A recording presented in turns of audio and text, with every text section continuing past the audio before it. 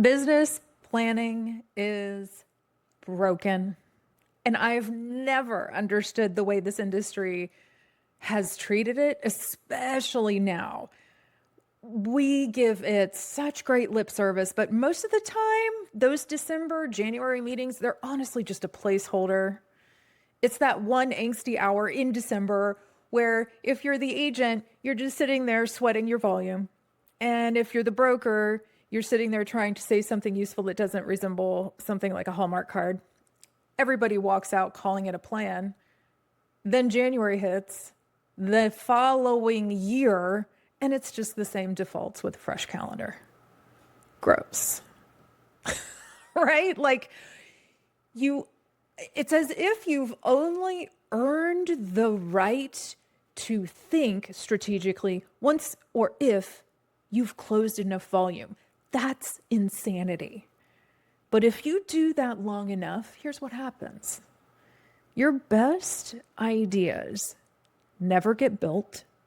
Your time gets eaten by problems, sorry to say it, problems you created. And it keeps you waking up January after January after January with the same hope, but the same defaults. It is such a vicious cycle, and it never ends unless you do things differently. And that is why IO agents plan in the third quarter, and listeners, you get to come along for the ride. Here we go.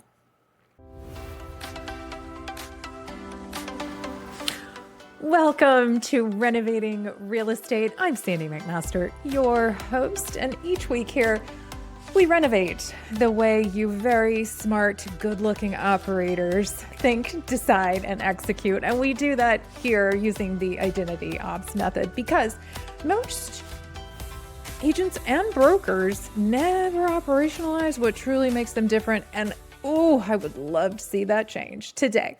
We're talking about part of that change. Why IO methodology, why IO agents plan in the third quarter.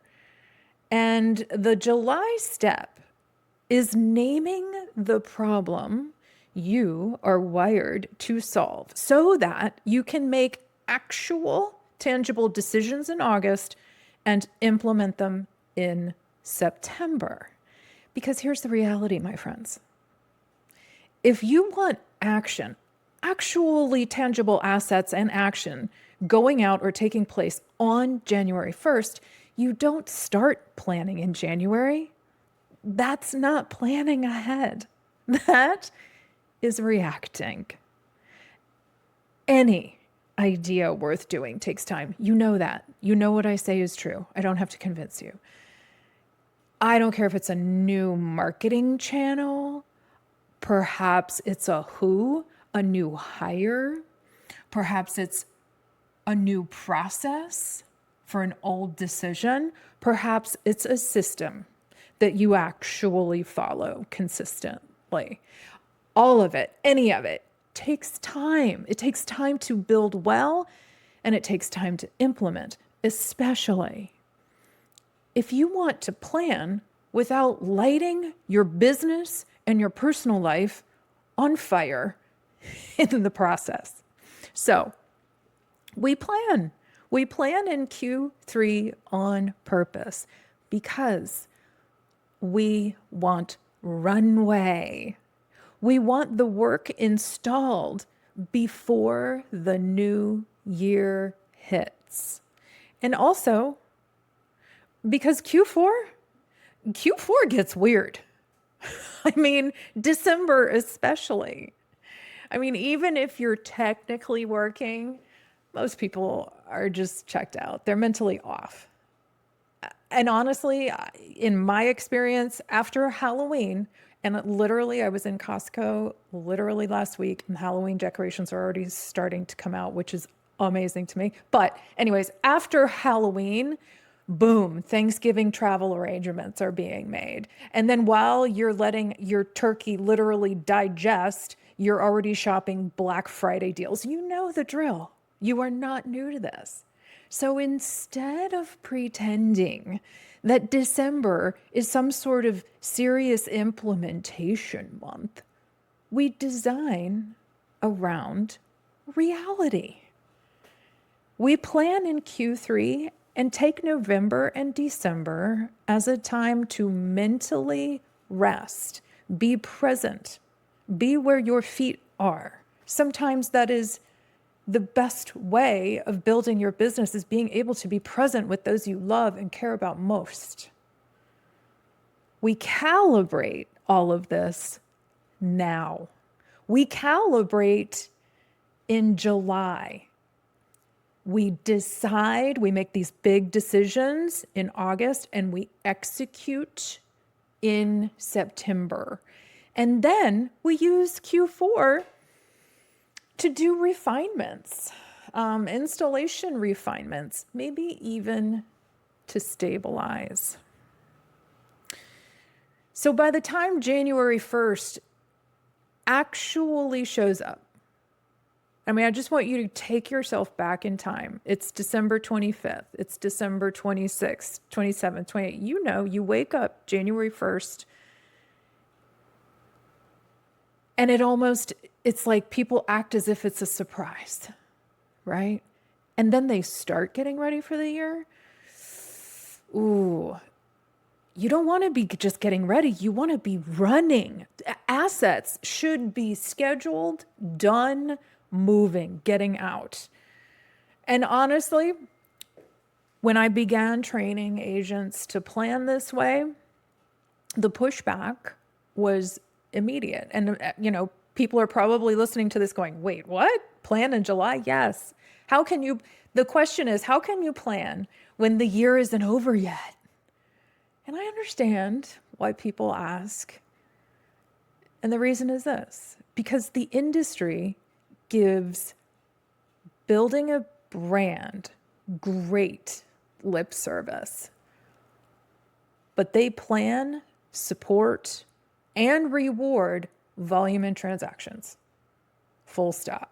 They talk purpose. They talk about building a business based in relationship, but they don't train it. They train transactions. They train transactionally. And in a transactional model, the business is a scorecard. The year isn't real until it's closed. So you're just supposed to wait. You're supposed to finish the transactions. And then once the year is complete, then you get to think. But that model has a quiet, maybe not even so quiet, but it has a quiet cost to it. And you can read the reams of reasons why and how that's true in my Substack, but you already know the cost. You already know the cost of running a transactional business. And if you want to build a brand rooted in identity and you wait until the year is done, you're already late. I mean, no matter how badly you'd like to change your business, you'll build next year around urgency instead of identity, which means you will keep getting pulled by whatever feels most pressing or most opportunistic instead of what's most true. And that's how you wake up with a business that runs you.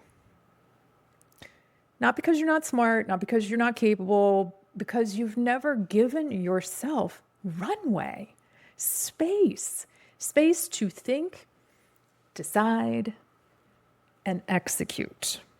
So here's the first thing I want you to hear in this episode. Planning isn't something you do after you prove you were busy. Planning is how you get specific. Planning is where you decide who you're for, what you're building. And if you're wondering what makes August decisions possible, it is not motivation. It is not more discipline. It is one prerequisite decision. because you can't choose strategy until you understand what business model are you actually running? What are you optimizing for? What are you designing for? If that business model is an identity-based one, then you have to be able to do one thing explicitly. Name the problem you are wired to solve. And I need to be very, very clear about what I mean. I don't mean help people buy and sell homes. That's what you do. It's not the problem you solve for other people in the process of buying and selling homes. It's not a posture. It's not a standard. Helping people buy and sell homes, that's a job description. And job descriptions don't differentiate you. They don't make decisions, at least not business decisions, discerning ones. They don't create a point of view. They don't work as a filter for who to hire, what to pay for, who your ideal client is. So, if you're trying to build your plan on I help people buy or sell homes, here's what happens. You'll crowdsource business decisions. Oh, if they're doing it, it looks like it's working. Maybe I should do that too. You start picking tactics and templates. You may sound like a competent agent, but you're also going to look and sound like everybody else. Because I help buyers and sellers is real estate's version of the business world's phrase, we provide exceptional service. It's maybe not wrong, it's just not useful. It's not directional. It's not decision-making material, either for you or your potential client. So, if you're interested in doing things differently this year, July's job is simple. Name the problem you're wired to solve. Not your services, not your process, the problem you solve for other people. It's the answer to the question, great, you're in real estate. Why should I care? And here's what wired to solve actually means. It's the situation or situations where you stay calm or operate better than other people. Like, not everybody's designed to be an ER doctor. And yet there are some people where that is absolutely where they belong, right? It's what moments do you find yourself in where your judgment is naturally strong? What kinds of things do you see before the client can even articulate it? Because once you name it, it becomes your filter. It's your filter for content. It's your filter for positioning, hiring, and your ideal client profile. Because you can't be confident and discerning as a business owner if you don't have a filter. And most agents, you know what? Most agents and brokers, for that matter, agents and brokers, you're likely, yes, absolutely. Agents and brokers, you're one of 5 operator types, and we're going to review them here. But if one hits you between the eyes or in the heart, pay attention. Listen to your gut. I'm going to go through 5 pretty rapid fire. And if you want to read through these slowly, they're in the Substack. You can take your time and read. And if you haven't read the book 5 Voices, just order it today. That would be a great accomplishment for the day. So here are 5 types. If you hear one that really you go, yeah, that's me, pay attention to that. All right. Number 1, clarity and momentum. Number 1, clarity and momentum. You reduce confusion and get people unstuck fast is a short, very short, sticky descriptor of that. Type and style number 2, risk and protection. risk and protection. You see the downside early and keep people from paying for the wrong decision long in the future. Risk and protection. Number 3, care and steadiness. You can hold the human stakes of our business without getting overly emotional or making it messy. Number 3, care and steadiness. Number 4, lightness and confidence. You can keep it calm, practical, and undramatic so people don't spiral, but you don't think this has to be so serious. Can't we have a little bit of fun during this process? And lastly, number 5, positioning and leverage. You know how to frame the story, negotiate, and protect the outcome when the pressure is on. Now, you might say, well, I'm all of those things. But remember, you're looking for a filter to answer the question, what problem am I wired to solve? So you're looking for the one that's most like you most of the time. And I do recommend running through Substack or reading the book. You will get what I mean. But for the sake of a podcast, in quick order, 5 types and styles to help you start thinking about what problem am I wired to solve? And so what does that mean for my decisions and business planning decisions? Now, before you remember, we're just in July. So if you're listening to this in the future, at the time of this recording, it's in July.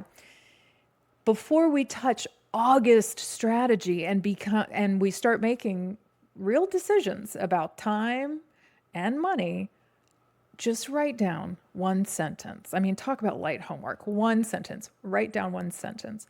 I'm wired to solve blank for people who blank.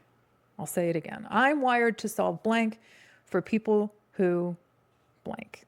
That might sound like I'm wired to solve confusion for people who need clarity, or some version of that. You can work on that sentence, but you can see how it starts to crystallize your own thinking.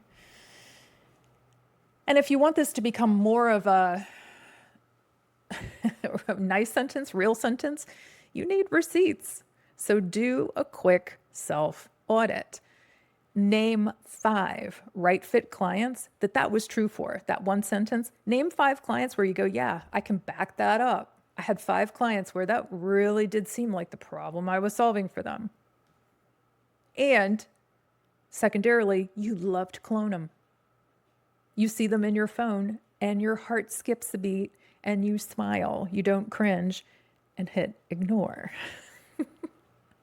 What was happening for them when they found you? What was going on? What did they really need beneath their surface level questions and requests of you? What did they really need? What did they really need from you? And what did you do that they couldn't get elsewhere? Or they got a lesser version of that somewhere else. Okay, so that's the right fit. Now, on the opposite side of the coin, just to crystallize things, name 5 wrong fit clients. The ones that drained you. What did they say they wanted? What kinds of things did they resist getting from you? Where did you keep having to put on a performance instead of really just lead? And from those lists, you're going to write 2 standards. I do my best work when the client is blank, and I am not the agent for people who fill in the blank. I'll say it again just in case you're listening. I do my best work when the client is fill in the blank, and I am not the agent for people who fill in the blank. That is not us being mean. That is merely being specific. And specificity is the only thing that survives this kind of market pressure in an industry undergoing tremendous change during an AI revolution. July is for thinking, because August is going to get into some decisions. And those decisions are the kind that design real businesses and grow real business owners. Now, these decisions get easier when you stop describing what you do. I help people buy and sell homes. These decisions get easier when you stop describing your job and you claim your identity. You name your standards and you frame it for potential clients. So, if you want January 1st to feel like it's a real launch, you have to build runway now. And runway starts with identity, not volume. I'm going to say that again. Runway starts with identity, not volume. So you don't need to wait till the end of the year. The full essay is on Substack, and the tools behind all of this, you can find that online, identityops.co. We're also on YouTube at Renovating Real Estate. And if this helped, rate it, review it, or forward it to a friend. After all, sharing is caring.